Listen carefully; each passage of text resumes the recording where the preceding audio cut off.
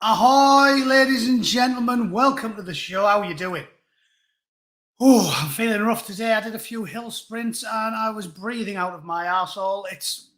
I think I'm really past the age where I shouldn't be exercising at all, should I? I should just give up, wedge your thumb firmly up my arse and get morbidly obese. Works for the most people, doesn't it? Certainly on this side of the pond. Oh, some baggage today. Baggage. However, I'm stoic. I'm a bootneck. I'm born for this. So I'll crack on. Laser focused. Or not. Hello, everyone who's in. A little bit quieter, but I'm glad to see some people have got a social life and go out on a Friday night. Kate, thank you for moderating as always. Denise, how you doing? Rodney, Davy Boy, The Sash, hello again. Kirky Bally, The Mank, Pepper, Samuel Saxon, Anthony, Whiskey Straight Al, how are you? Online Killer, Anthony Kirkwood, Baron Flights, Sean Sim, Scouse Obi, Online Killer, Carl Pollard, Mark Thompson, now then, Tom Orr, Derek Viking Sachs, Ben Jones, Professor Andy, Sped West, Patrick Walters, Start Cycling, yeah, good for the old kneecaps, that. Two-Tone, Gazzy B, Sad Wings, Dancer, and Luke Ansel. Hello, everybody. Yeah, it's starting to cane. I've got kneecaps like battered beef burgers.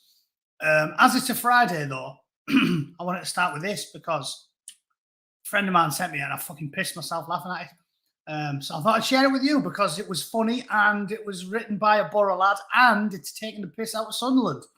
So for those of you not in part of the Northeast clique, I still think you'll get something out of it because some of the idioms and behavioural norms that he outlines in it are fucking brilliant because if you've ever lived in a council estate, you've seen it. Shitting in the bin, there's one. So have a listen, see what you think. I fucking pissed myself. I hope the sound works. It always works with YouTube, always. Put the kibosh on it there, but never with Fox News. So I don't know why, but hopefully you can hear it.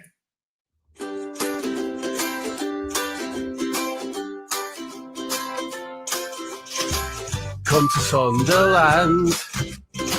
It's so much more than a shithole. Change your name to Callum. You can do it by deed poll. Come to Sunderland.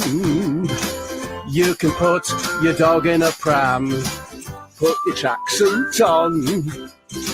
A red and white and made out of nylon. Cheap housing, no launderettes. Go down the boozer for your cigarettes. Take a dump straight into your bin. Dose up the kids on Ritalin. Oh mate, get out of me wheelbarrow. I need it to take the nippers to the chemist. They've got the runs. Go to KFC. Get a bucket for the family. And when it's all gone, use the bones for cutlery. The Stadium of Light. Another place you can take a shite. Buy a house for £1,000 and ride your donkey into Sunderland. Chicken dippers and a sausage roll. A pint of blue drink for your 10-year-old. Go down the vape shop cause it helps you breathe. And to the dentist to straighten your teeth. Oh mate, you can't park on the hard standing. That's where my Alsatian does his love making. Don't I know you, mate? Aren't you the bloke who does the donkey rides on the ring road? Fancy coming in for a pint of brew? The kids are down the bingo. Attend a wedding to watch a fight. Go to Asda to buy some shite. Down the clinic, have your Douglas checked. Buy some white socks from Sports Direct. Come to Sunderland, yeah. Drink Dolmio straight from the jar. Come to Sunderland, yeah. Watch Andy jogging in his sports bra. Teach your nips to bet and how to smoke a cigarette. Buy a selfie stick and have a photo next to last night's sick. Come to Sunderland. That's quality, that, isn't it? Buy a selfie stick and take your photo next to that's last night's sick. I met you. Like that. Anyway, so I just had to play that for those of you that are Macums. I hope you enjoyed it. It's only bants, lads. This is what the forums don't get, is it? You can't have bants anymore. You used to be able to. What was the other good one in it? There's fucking loads. Put your dog in a pram, shit straight in the bin. Well, that's fucking brilliant. Drink Dolmio straight out the jar. That's class, isn't it? Who's never drank Dolmio straight out the jar? That's living. That's only if you're fabulously wealthy can you afford to eat Dolmio straight out the jar. Oh yeah, right. Before I forget, Bootneck Booty. I'm not shilling that because I don't fucking care. I get about 8 pence when I sell any shit on Redbubble. But I did come to show you this because digging through my old folder of shit art, I found all these. I think I drew these about 10 years ago, originally. So when I was living in York, it's all my Christmas cards that I designed for sending to the lads. When basically I got out, printed a load and sent some to the lads in Afghanistan. And I sent one to the CEO as well, but the cheeky bastard never fucking wrote me back. And he's like this commandant at CTCRM now. Mike Tanner. He was my OC. Like, he was Major Tanner, OC Delta Company when I was at 40 Commando. Anyways, I drew a load of Christmas cards. Here they are. So there's the Taliban taking out Santa with a stinger. Anyway, if you're one of those sensible people that has sent me anything over about 20 pence, because obviously I'm not doing it for the money, ladies and gentlemen. I'm just trying to spread the love. But I can't just say I'll just pick someone at random because I've got nearly 11,000 subscribers now, and pound to a pint of shit, 9 out of 10 of them don't even watch anymore. So you've got to have a process, haven't you? So if you click on any of the links in my channel and send me like 50 pence, you'll get your name in the hat, and I'll draw it on Monday. And whoever gets the name pulled out, I will send one of the original artworks from these shit Christmas discards that I did. That's about it, innit? Chris, you can get an art. Look at that. You can buy art prints on Redbubble. 28 fucking sheets. Daylight robbery. Oh no, £23.11. Yeah, and if you buy one, I get about fucking 8 pence. Yeah, there's a good one, look. That's Santa with his Santa delivering the presents with a load of Taliban blokes tied to his sleigh. Not particularly original. I think I got that idea off South Park, and South Park pinched it off somebody else. But anyway, there you go. If you want them, do it. If not, don't. 50 pence. You can tell he's a codhead. 50 pence? And these are the same people who drink 60 pints a week. But they'll flip out. Oh yeah, Kate, don't worry. Anybody on my OnlyFans will get a name in the draw. Actually, it's not OnlyFans, is it? I don't want these people thinking you pay to watch me masturbate. It's Subscribestar. Fucking OnlyFans. Nobody wants to see a little hairy man pulling himself off. It's a strange world we're living in, isn't it? There's literally hundreds of thousands of women on OnlyFans making an absolute killing. But you can't do it if you're a bloke, can you? What woman would pay to see a disgusting hairy man fapping himself in front of his PT? To be honest, I think it's a damning indictment of the male species, the male sex. Because how fucking thick are men? And how sort of disgusting and creepy and pervy are they? I've talked about this before. Bootneck makes no bones about being somewhat, what would be the word? I don't know. Everyone knows words for being kinky. Sex pest. Fucking je ne sais quoi, those French bastards. What's the word for not being like that? The bootneck is something pedestrian. There's a word for it. Pedestrian. The bootneck's pedestrian in the bedroom. The bootneck likes to do the missionary position once a week and then read Lord of the Rings afterwards. That's the way he rolls. There's more important things in life. I know that's a British stereotype, but yeah, I'm a pedestrian fella. To me, even things like Anne Summers, even when I was 20, I thought it was dead weird. I remember like one of my girlfriends like bought some for herself. I didn't fucking buy her it, and turned it around my house with like some weird lingerie and that. And I was like, lingerie? I don't even like that word. That sounds French. funny, fancy knickers. And I was like, there's no point in that. Like, I get out of it. I just don't see the point in the sexy, get dressed up as a sexy nurse. No, I don't see the point. It's like, just get your kit off like that. That'll do it for me. I don't think normal blokes, need any help or need to do anything weird or sniff poppers or oh no, that's gay people as well, isn't it?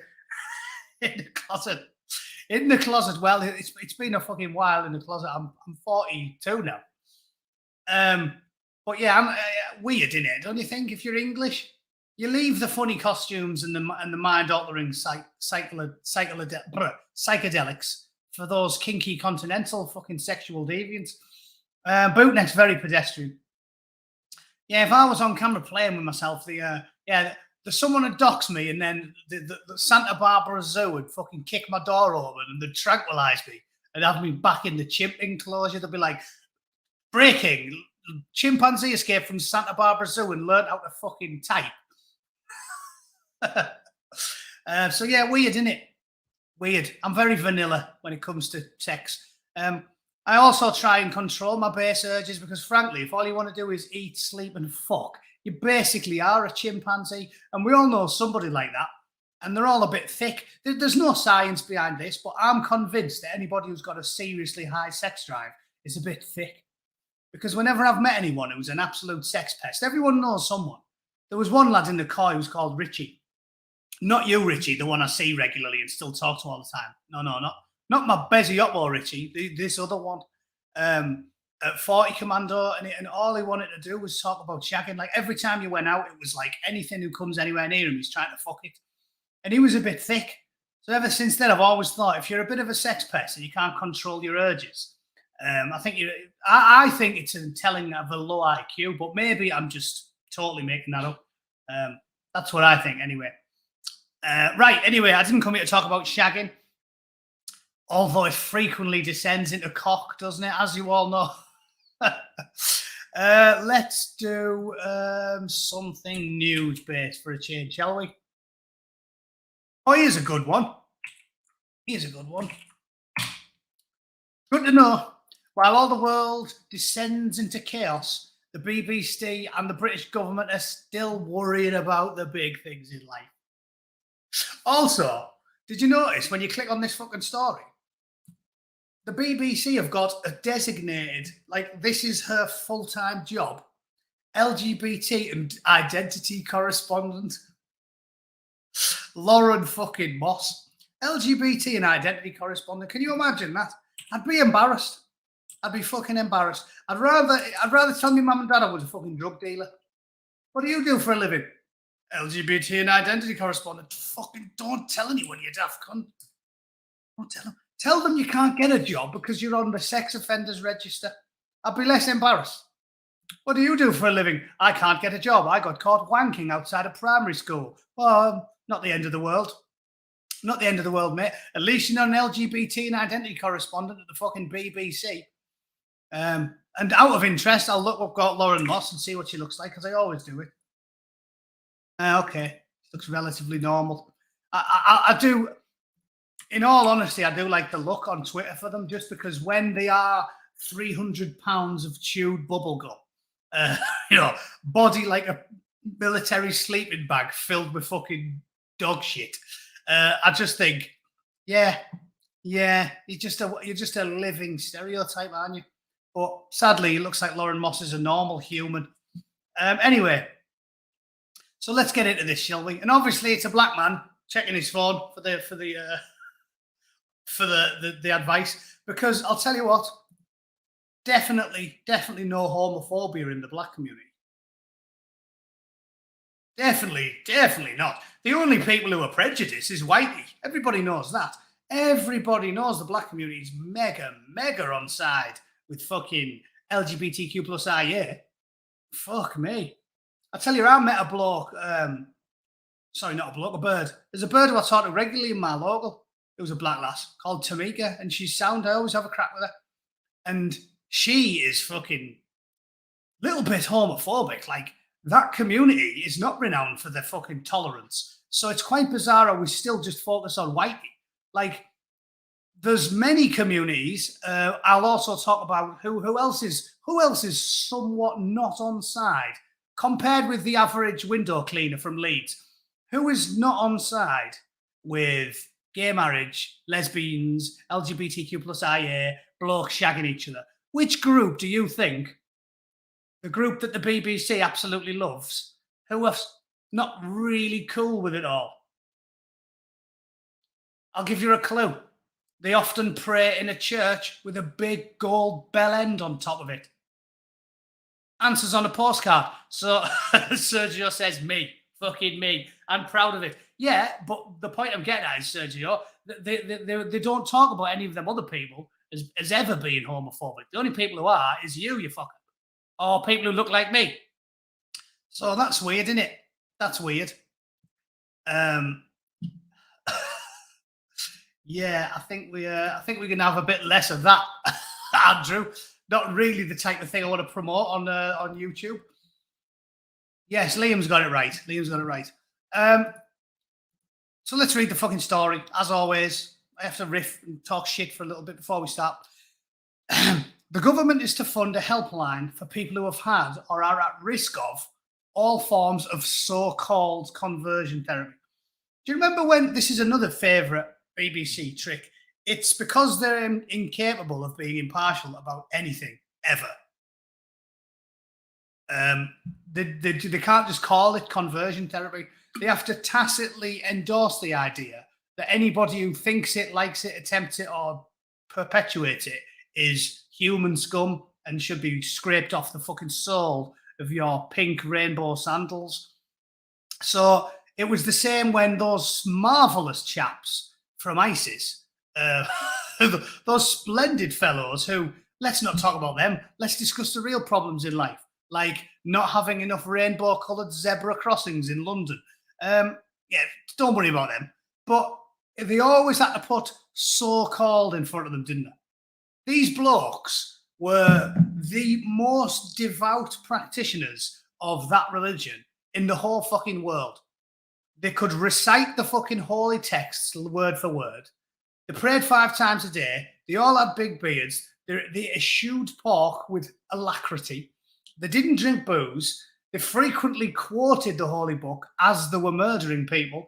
And they basically lived it to the fucking... It would be the equivalent of a Christian bloke doing the Bible 100%. No tattoos, no shellfish, no sodomy, no work on a Sunday, like everything. So it's weird that the blokes who do it with the most dogmatic, resilient aggression you can think of, every single sentence in their holy book live by it.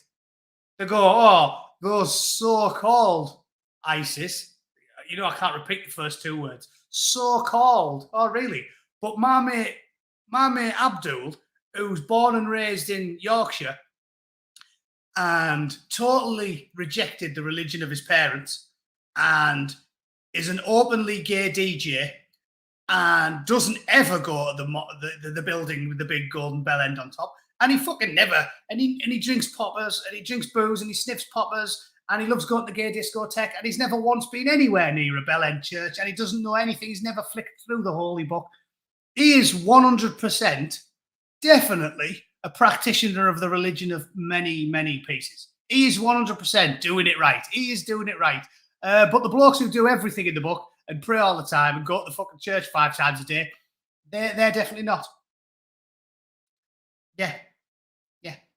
We'll just leave it there. We'll just leave. I don't know what else to say about it. Right. So this fucking so-called conversion and so-called state and so-called voting, so-called election fraud. Yeah. It will give tailored pastoral support to transgender people as well as those who are lesbian, gay or bisexual. The announcement comes despite a decision to exclude attempting to change a person's gender identity for a planned conversion therapy ban. Yes, because, and more people have talked about it more than me, Posey Parker and Meghan Murphy are 2 who I like to listen to. But it's been talked about at length by cleverer people than me. Suffice it to say, I'm doing the whistle-stop version. The reason they've banned it is not because the woke, conservative, not conservative, commies in blue ties, Conservative Party are actually conservative. It's purely because this genuinely is something that even the lefties are not on board with. They just aren't, because Keira Bell and dozens of other famous cases have proven beyond any doubt that children do not have mature enough brains, worldly enough worldviews, logical, reasonable experience in their own body to make hard decisions like, should I be taking puberty blockers or taking surgical interventions? It's extremely, extremely immoral. And I've talked about it and been banned for talking about it several times over the last 2.5 years. And as I've talked, there is an argument the left is doing to kids is conversionary. What's that, rotten politics? Regards what the left are doing, like indoctrinating them politically. I'm assuming you're not talking about conversion therapy in the stereotypical sense, right? But anyway, I'll wait till he gets back to me. As I've said, the reason, seriously, most of those on the left and massive numbers of those in the gay community are against any form of allowance for kids under the age of about fucking 20 to take puberty blockers or get surgical interventions because of the obvious fact, and Keira Bell's just the most famous incident, of these kids doing it themselves. It's not somebody else having an opinion about it like me. It's these kids doing it themselves. Keira Bell went through it herself for years, took the puberty blockers, got a double mastectomy, which is doctor speak for lopping your fucking baps off, not something you can easily walk back, right? And lo and behold, a few years later, when she's in her early 20s, she goes, actually, I'm not a fucking man. I'm just a lesbian. And the data behind this stuff is unbelievable. Unbelievable. I heard it on GB News as well. I think they were saying the best estimate was 93% of young people under the age of 18 who thought themselves being trans would grow up to be perfectly well-adjusted young women and men. Either girls who are a little bit tomboyish, but they're still straight. My missus is fucking... Mrs. Bootneck is a proper tomboy. She told me all the time when she was a bear and she used to play with swords and guns, and she thought all the girls were stupid and they used to play with dolls and shit. She didn't enjoy being a girl, but she knew she was a heterosexual girl. She was just a tomboy. And she was always like that. She still, to this day, she doesn't wear makeup. She doesn't fucking wear dresses. She wears jeans and a t-shirt, and she likes to go binge drinking with old men. That's probably why we get on. But it's a proven fact that the vast majority of them, even the people that have gone through it themselves, will turn around and say 5 years down the line, yeah, I don't agree with that. Yeah, okay, so we were talking about the same thing. Yeah, well, that is exactly what I'm saying, Mr. Politics. Exactly right. So RP, as usual, has right of it. That's what I'm now discussing. Basically, it's a form of conversion therapy in itself to indoctrinate a kid. And when they're 8, say, as Mrs. Bootneck would have got, if she was 18, if she was 15 now, she'd be getting it, wouldn't she? They'd be saying to her, you're not a girl, you're trans. And she'd go, am I? And they'd go, yeah, you are. Yeah, you are. Trust me, I'm an adult. Imagine if you're an 8 or a 9 or a 10-year-old girl.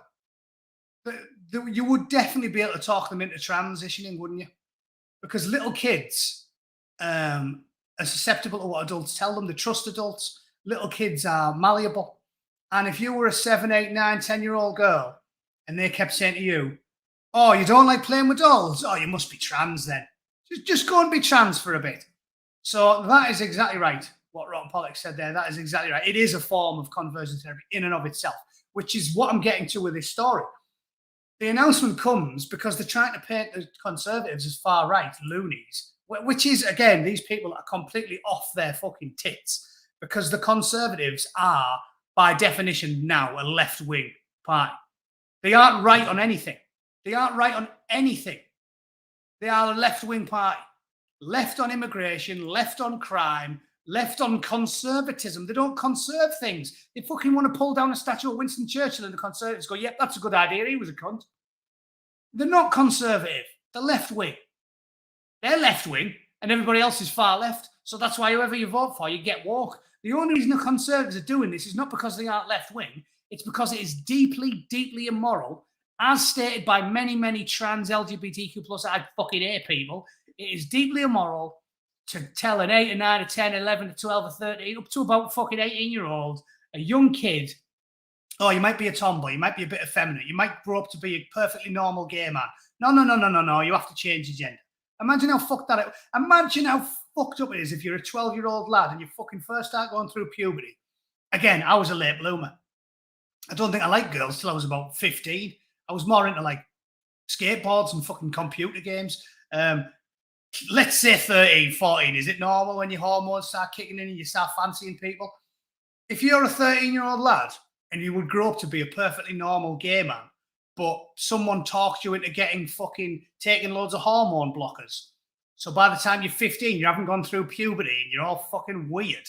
And then you're like, oh, well, maybe I don't really fancy men because you haven't gone through puberty. Oh, maybe I should just get my cock off. And then you get your cock lopped off. And then when you grow up to be about 20, you go, fucking hell, I was getting brainwashed by all these people. And now I just want to be a gay bloke. And I can't be a gay bloke because I haven't got a fucking sausage anymore. And I'm not using that as a humorous anecdote for money. Normally when people say, I haven't got a sausage, it means you're skint. I mean, you literally haven't got a sausage. Because when you were 13, people started telling you, get it lopped off, son. You don't need that. You don't need that, son. Get cock off. Get cock off. Be a bird. Like me. Yeah, you don't sound like a bird, love. So, yeah, fucking mental. It's the world we live in. Crazy, crazy, crazy times. And as I've said many times, I've been banned for talking about this in the past when I've been less circumspect than I am. I mean, you look at me, I'm a bastion of fucking middle of the road opinions now. But I spoke out about it, and my channel has spoke about it for over 2 years. And that's one of the reasons I started doing YouTube, because I wanted to have a public fucking persona, something preserved forever in the digital world that said I was against little kids getting fucking mutilated. I'm not having it. I'm not fucking having it. I'm not having it said by anyone that I ever supported it. And they can do what they want. They can ban you and silence you and do what they want. I've got backup video of me years ago saying, this is fucking crazy. This is deeply immoral. And children should not be at the vagaries of fucking insane left-wing ideologues. In fact, not left-wing. I don't even say that because there's normal left-wing people. Woke, communists, insane communists who want to make children miserable, who want to make you miserable. Have you not figured it out yet? What do I keep telling you? They're doing it on purpose. They know it makes you miserable. They know humans are happier when they're in relatively homogenous societies. They know humans are happier when they've got a sense of community and they talk to the neighbours. They know humans are happier when they go to work. They know humans are happier when they're in loving, caring, committed relationships. They know children are happier when they've got a mother and a father in the house. They know all of it. And they tell you to do the opposite. Don't get married, don't have kids, fuck loads of sailors, spend all your money, waste it all, do drugs, do a threesome, get fucking spit roasted by sailors in a wheelie bin, whatever you like. Up is down, left is right. You can be a man, you can be a woman, fuck it, be anything. Don't work, be on benefits all your life. Don't have a career, be an influencer, or be on benefits. Who cares? Work, or be a sex worker. Sex work's real work. Get spit roasted in the alley for money. That'll fucking make you happy. That'll make you happy. Pull your ovaries out. Fuck them. Fuck you ovaries. I don't need you. I need to get roasted by 60 blokes in a week. That'll make me happy. It won't. It won't. If you haven't figured it out yet, take your head for a shit and then come back and listen to me. I'm telling you. They know it makes you unhappy. It's on purpose. It's on purpose. Simple. It's on purpose. They want you to be miserable. Because if they can convince you to throw out all of the wisdom of the ages, the hard-fought wisdom of the last 2,000 years, if you can throw it all out and say, maybe it isn't good to get out of bed on a morning and go to work. Maybe it isn't good to even basic ones. Exercise. Maybe it isn't good to exercise. Body shaming. Body positivity. You go, girlfriend. You go, girlfriend. My fine ass booty. I'm super sexy. I've got fucking mayonnaise coursing through my veins. No, it's on purpose. They hate you. They hate you. They hate you. They hate your children because it's all part of the plan. If they can convince you to be a fat, saggy, unfit, greasy, never work, don't do anything useful, sit inside, wanking yourself silly all day, they know that you'll be so fucking miserable when they say, look at this alternative. It's like Sun Tzu. I've been reading a lot more military shit lately, always saying that you have to leave the enemy an avenue of retreat so you don't box them into a corner. Because if you box an enemy into a corner, I mean, again, this is fucking, it's hardly Sun Tzu's the genius. If you box an enemy in the corner and they have to fight to the last man, you'll lose your own men in the doing of it, won't you? Because nothing fights harder than a cornered rat. A rat will typically run away. But if you corner it, it has to fight. It may just claw your fucking balls off. His Bootneck's version of Sun Tzu's wisdom. I actually remember that because I seen it when I was a teenager and I was working on a building site. I seen a load of blokes chasing a rat. It was funny, as it was indoors, we were inside like a sheeted area. So there was no easy way out. And there was a rat in there, right? It's the first time I'd actually seen a rat in person because obviously living in a house with a parent that wasn't a fucking halfway, and we actually cleaned up after ourselves and practiced good hygiene, which you have to do when you're poor. I never saw a rat in person until this day when I was like 16. And I just seen a lot of blokes with hoes and fucking shovels and shit, and they're all laughing and chasing this rat. And they chased it. It zipped over a lot of fucking things. And it got into the corner and there was no way out. And it was funny because these 4 or 5 blokes went at it. And then the rat went from running away to just turning on them. And it went, yeah. And they all went, fucking hell. And they all shit themselves and fell away from it. And then the rat scuttled off and got through this fucking hole under a shutter that was about that big. And it went, somehow squeezed under it and escaped. And I was crying, laughing because they were all mega confident going after this rat while it was running. And when it fucking turned round on them, they all shit themselves and went, Jesus fucking Christ, because it was like, That is the equivalent of what Sun Tzu's trying to say about I've given you a way out. So what they're trying to do is, again, and it is true in the military circles, which is why I've advocated not forcing Russia into a corner and basically saying, nuke us all or lose everything. That's what our leaders are going to do. That's what our leaders are going to do. They're backing them into a corner until it's like we're not willing to meet them halfway ever, right? And loads of clever people have said this. Peter Hitchens is the best, but it's like any soldier knows the principles of this. You have to give and take. What have I talked about? Meeting your enemy halfway. Honor. The first thing you do when you beat your enemy is honor the enemy, honor the fallen. Say I'm sorry for your loss. Let them build some statues. We did it with the Germans. We did it with the Japanese. It's how you turn them into your friends. But with the Russians, we just want to destroy them utterly, grind them into the dirt because our leaders are weak and spineless and don't know what they're doing because we don't live in a meritocracy anymore. So they're going to back Russia into a corner and it's going to be, right, lose absolutely everything or fucking nuke us. We're not giving them an easy way out.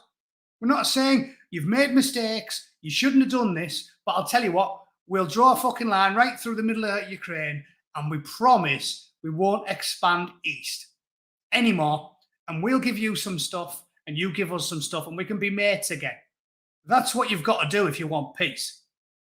The Good Friday Agreement. The British didn't get what they wanted. The IRA didn't get what they wanted. Letting out all those killers, baby killers, murderers. They're all walking the streets now. The British Army especially didn't sit well with the soldiers and the veterans. Seeing their own lads put up for prosecution while the IRA were let off scot-free didn't fucking sit well with the veterans. But you both have to take a bite of the shit sandwich if you want peace.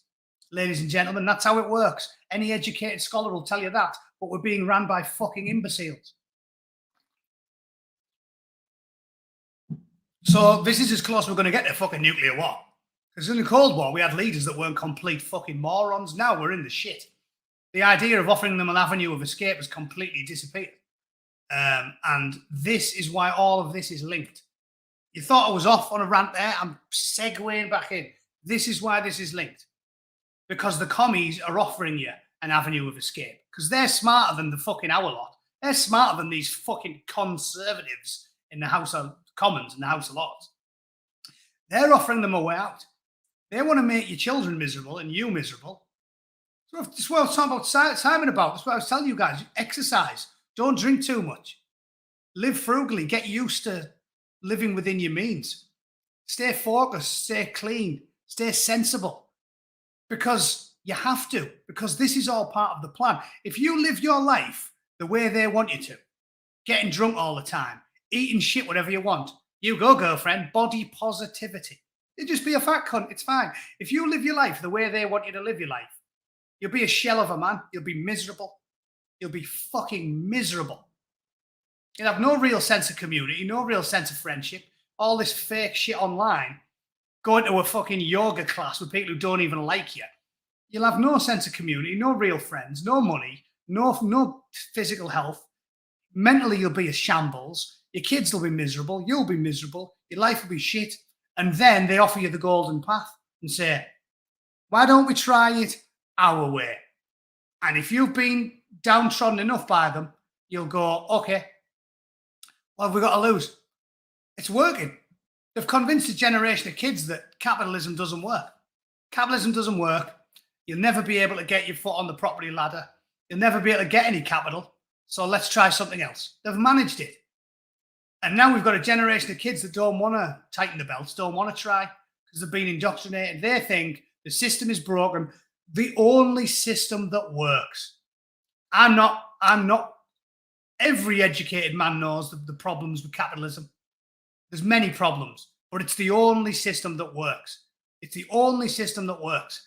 And they've managed to convince a whole generation that capitalism doesn't work. Capitalism's a terrible idea. So here, follow our golden path. It's called communism. I know it might not have worked before, but it'll definitely work this time. And when you're miserable and fat and fucking morbidly obese and saggy and depressed and taking pills and your kids hate you and they're fucking gender fluid and they're depressed and nobody knows what's going on, then they pounce. And then they say, we've got a solution to all your ills. And you know what? You might just give up because you'll be too depressed. You'll be too tired. You'll be too poor. You'll be too depressed. You'll be too downtrodden to fight them off. And you'll go, take me. And the only people left will be cunts as stubborn as me, who I would rip my own fucking heart out and eat it before I would give an inch to these fucking illiberal, illiterate, woke cocksuckers. They will never get me.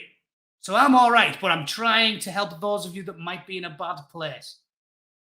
There's always something you can do. That's why Jordan Peterson's so popular, right? Because he's giving people real solutions. He's saying life's hard, I know that, but just try it. Just try to eat better. Go do some exercise. Make a plan. Take a tiny step every single day to make your life slightly better tomorrow than it is today. And you see where that gets you. It's so fucking important that all of us push this message to people. I know mainly it's Comedy Bootneck's channel and he talks shite. And I might come across as being far more stupid than I actually am to ignorant lefties who don't really pay much attention. But this is serious, right? You know, I do care about people's mental health, especially as a veteran where a lot of lads leave the military and struggle. You need to stay focused. You need to live within your means. Be a tight bastard. And also feel as if you're not missing out when you're a tight bastard. Advertising's like that. It makes you convinced that you're missing out when you're not living the life of Riley. Self-discipline is king. Like, I don't feel like I'm missing out because yesterday all I had to eat was like a protein shake and half a chicken breast and a bowl of fucking kale my missus made me. I feel as if that's good for me and I know it's good for me. You don't need much money. You need hardly any money when you embrace the Spartan lifestyle and realize that it's important for your mental health. Everything that you think's good for you typically isn't, because we're an evolved primate. I've talked about the science of that. It's like, if we love the taste of lettuce as much as we love the taste of animal fats, sugar, honey, we would have died out, because you'd find a field full of fucking celery and you'd go, oh, this tastes amazing, I'll just stay here, and then you'd starve to death. So most of the stuff that we think's good for us is bad for us, because we are created sick and commanded to be well. It's evolutionary biology. So rid yourself of the idea that you're missing out if you don't just eat what you want and drink what you want and take pills. You're not missing out. They want to convince you that taking pills and getting pissed every day is good because they want you miserable, because then you'll be too tired to fight. And it is totally wrong and deeply immoral. So I'm not trying to turn this into Bootneck's fucking personal helpline. Chris Thrall's much better at it than me. But seriously, this is all linked. All of this walk. I keep pointing in the wrong fucking way. How confusing is it when you got a webcam? That one there. I don't typically look at myself while I'm talking. That's linked. They want your kids to be miserable. They want you to be miserable. They want you indoctrinated. They want you fat, sloppy, slow, depressed, distressed. Don't fucking do it. Live within your means. Do some fucking exercise. Eat clean. Every now and then, have a few pints. Enjoy yourself. That's what I do. But it's important that you stay focused and strong, because when you're weak, they will take everything from you. Everything. And you need to be ready, because there's going to be a big push. It's like going over the top. They're going to wait until it gets fucking bad and the economy tanks, probably by design. And then they're going to go, see, capitalism's not working. I mean, I'll tell you what. Let's fucking segue from that into something like this. Here's another story. I've talked loads about conversion therapy. I don't want to go on about it too much. This is linked, isn't it? It's all linked. That's what I'm saying, big picture. They want you to think that short-term pain isn't better than long-term gain. So they're pushing this on the BBC. Oh, nuclear power will add to your energy bills. Fucking hell. Okay, then, let's just be dependent on France for the rest of our fucking lives. Anybody, my mate Bones works for the National Grid. I know loads of lads that work for the grid because boroughs are working town and people go and study electrical engineering and steel erection and things that are actually useful to the fucking world. I don't know anybody who's an influencer. Don't know anybody who's a slam poet or a fucking yoga instructor. I know plenty of people who work for the grid. And all of our electricity comes from France. Those French cunts have got it fucking stitched up. So we need to build nuclear power plants. And they're going to try and talk you out of it. Because it's like, oh, no, you don't want it. It's bad. It's the Extinction Rebellion. Don't do nuclear. Nuclear is like capitalism. It's flawed, but it's the only thing that fucking works. Take it from me. I've done the fucking numbers. Johnny Ball did the numbers. I heard it on the radio in the 90s when daft old women were phoning up who know nothing about science and going, hey, we can't have nuclear plants. Hey, we'll all die. You fucking hell. And he was like, the Fukushima disaster was an advertisement for nuclear plants because it was the oldest plant on their entire grid. And think about this, you thick twats. And there was a big fuck-off earthquake and a big fuck-off tsunami. They didn't have the Fukushima disaster because nuclear plants are just dangerous as fuck and it just happened on a whim. It's an advertisement for nuclear power. They had the oldest, most fucked nuclear plant on the entire network and a massive earthquake and a resulting massive tsunami, and still it didn't melt down, did it? It didn't melt down. People think it did. It didn't go into full meltdown and irradiate half of Japan. It was just a minor incident.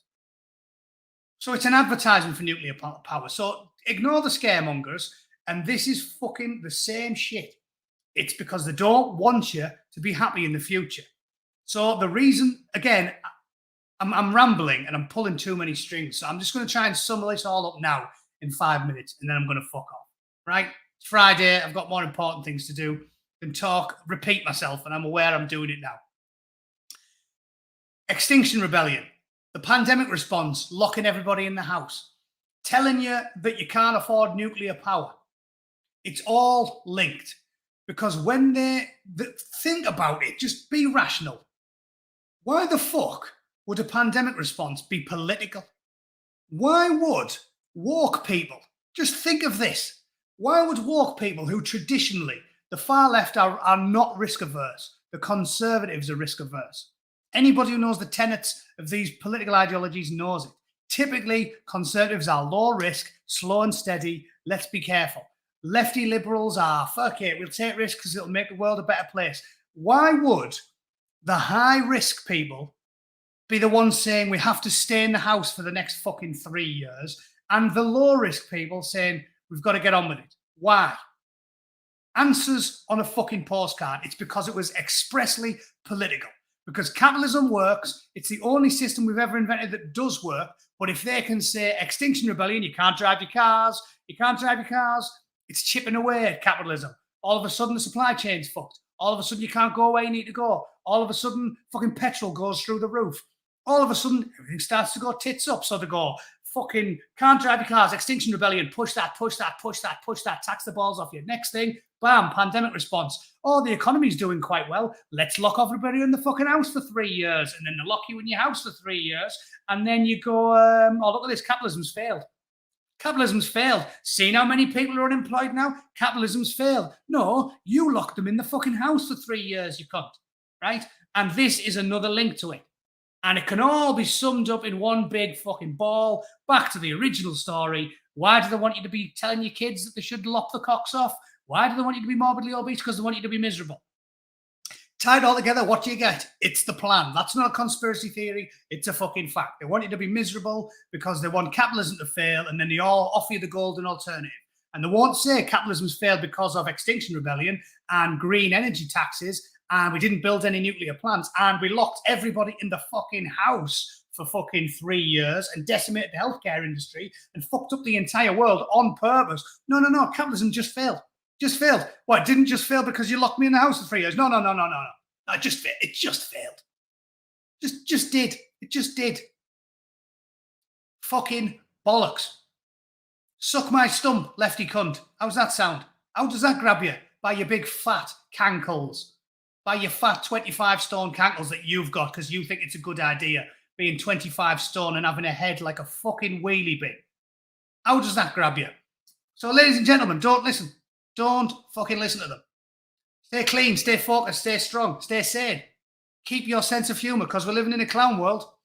Capitalism hasn't failed. They're just trying to make it fail and they want to offer you an opportunity, a backdoor into the commie fucking wonderland where they will build a mountain of skulls with your bastard kids. So don't do it. All right? I think that was a good fucking nice little 5-minute thing to sum up with. Don't fall for it. Capitalism hasn't failed. Nuclear power hasn't failed. Green energy, fucking bollocks. Infrastructure hasn't failed. You made it fail on purpose. You sneaky, slimy, dirty, shitbag cunt. That's me. Bollocks. Not very funny, I know, but it ain't fucking... It's only funny when you're actually attempting to derive some humour from it. The big picture that they want us all to be communists, that ain't fucking funny at all. The only funny thing about that is it's hilarious that anybody with 2 brain cells to rub together can be convinced to think communism's a good idea after the last fucking 10 death camps and the last 100 years of human history. That's what's funny. It's fucking hilarious. Okay, so there you go. Ladies and gentlemen, thanks for watching. Thank you for sending me £1. I'll put your name in the hat on Monday. And Dave Parker, again, I'll tell you what, I can finish with this because it'll make you laugh. Dave Parker sent me images again and said, oh yeah, thanks for sending me them things. I finally got them back. Yeah, have a look. David, are you watching? He said, oh, the imagery will be much better because I didn't send them with a potato this time. Fucking, look at this picture. Look at that. I can't zoom in any more than that. I don't know whether it's Facebook fucking with me. But look at the clip of that. That is potato. Anyway, that's what Dave Parker got, and he was pleased with it. And then he sent me, I'll tell you what, I was quite flattered that it's almost like I'm a real artist. He got them framed as well. Look at that. The Tolerant Liberal Bootneck by the Angry Bootneck. And it's in a nice little frame with a brass placard on the bottom, almost like I can actually draw. And these aren't, inane scribblings from a talentless hack with a pen. But yes, Lewis, I did draw that. And if you want one, send me £1. I'll put your name in the hat. All right, ladies and gents, thanks for watching. Have a fucking great weekend because we're not dead yet. We're not dead yet. And as long as we keep nurturing the hatred for our communist overlords, we never will be. You've got to have the will to fight. And that's why they want you to be miserable. Don't do it. Don't do it. Have a good weekend. Go and see your mates. Practice your hobbies. Have a few pints if you fancy it. And I will see you all on Monday. Have a marvellous fucking weekend, ladies and gents. We'll get some more bants going on Monday. All right? Fuck them. Enjoy yourselves. Have a great weekend. See you very soon. Marvellous. Toodle pip.